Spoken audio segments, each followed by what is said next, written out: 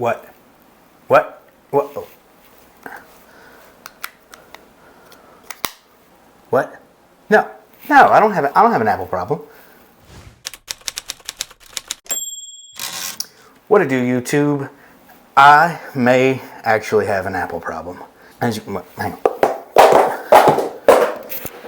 We'll move that out of the way for a second. As you can tell, I might actually have an Apple problem, but I don't have a problem with Apple, so you can make fun of me for being an Apple fanboy all you want to, but I will try to justify my love for Apple in this video. As you can tell, I rock the AirPods Pro. I got an iMac in front of me. I got the Mac Mini sitting on there. I've got old MacBook Airs, new MacBook Airs. I've got old iPad Minis, new iPad Minis, and I've got middle era iPad Pros. I love the ecosystem. I love the way all of the devices work together. I love the Apple aesthetic. I understand that probably comes with a little bit of a price tag, but in my defense, I will actually describe how I do get the most Apple bang for my buck and get good value out of what I buy. First of which that I tend to keep Apple products for a lot longer than I would any other PCs in that regard. In a previous video, I talked about how I've been using the 2018 iPad Pro 12.9 inch along with a Mac Mini and an iMac, staying at home, being online, and me using parallel access to remotely access those computers so that I could essentially use Mac OS on my iPad Pro when those needs arose. But for the most part, iPad OS was getting the job done for me, so I didn't need that. If you've been watching, you'll know that my computing needs have changed a little bit. I'm now going back to school, so I had to actually get a laptop that wasn't going to cut it anymore. So I ran off and I got the M1 MacBook Air. Absolutely love this thing. Then shortly there around the same time, the iPad Mini 6 came out and I fell in love with this product. And between these two things, I no longer need the iPad Pro, so I'm actually going to be selling that because it's been collecting dust. I have found the perfect combination for my needs and possibly yours. Definitely check out using these two in combo, the iPad Mini 6 and the MacBook Air M1. Those things are awesome together. Take my notes, do my work, plug that into a monitor, use it as a desktop in clamshell mode, totally getting me by. I also use the AirPods Pro, not necessarily my favorite because I'm not the biggest fan of in-ear AirPods, but these are awesome for the form factor. They slip into the pocket. I've always got them on me, so therefore if I need to take a call or want to listen to some music, those are there for me to throw in. I do use the one non-Apple in my system is the Bose QC135-2s. I did try the AirPod Maxes on the last time I was at the Apple store, and man, do they feel premium and they sound great, but I just haven't been able to justify purchasing them knowing that my Bose still work really well. As you can see, I'm a little bit of an audiophile. I do play music. I do like good quality headphones, but the Bose are doing me perfect. They're not as premium, they're plasticky, but I'm not paying the type of prices that Apple wants for the headphones, so the Bose are doing me well. I will eventually wind up talking myself into getting the AirPod Maxes, but haven't yet. But my Apple journey, obsession, sickness, whatever you want to call it, started in around 2003, 2004. Graduated high school. I was going to junior college. The school suggested, because of my ACT scores in reading and in English, that I go into journalism, and I did, and did fairly well with it. There were reasons that I got out of it, but while there, I used the old iMacs. Obviously nothing this new, this is 2017, but you know, the old iMacs with the base and the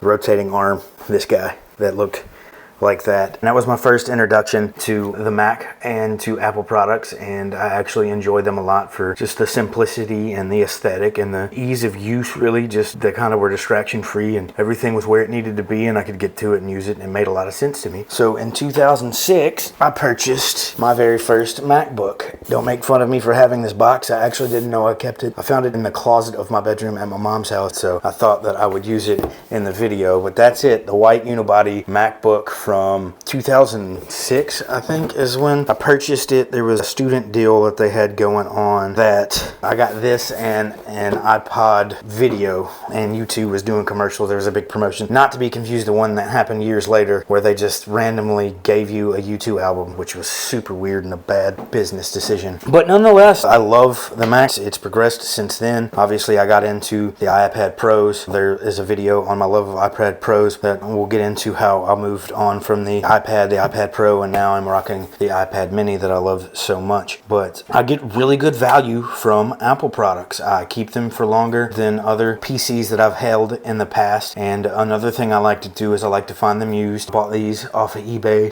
used. I still have an iPad Mini 1 that I've gone back to. I was using it in my vehicle as like the infotainment center in an older vehicle I had. I'm no longer doing that since I've upgraded vehicles, and this was just kind of laying around. So I think I'm actually going to repurpose this and use this as kind of a script teleprompter for these videos should I actually start to script these things. But still get use out of this guy years and years later after the iPad Mini came out. But a lot of Apple products I will buy used. Like this guy I got used, and now I'm going to resell it used and get almost what I paid for it back out of it because Apple holds their value so well. So that's another thing that I love Apple for, is the market of used products. You know, don't do your trade-ins. It's easier to do it that way, but you don't get the value that you could by selling it private party on sites like eBay or Craigslist or however you want to sell it. They keep their value really well, and I'm able to sometimes use Apple products for free, and I've even been known to make money buying MacBook Pros in the past for a really good price, using it for a year or two and reselling it for more than what I paid for it, just knowing what I'm looking for and being the Apple fanboy that I am.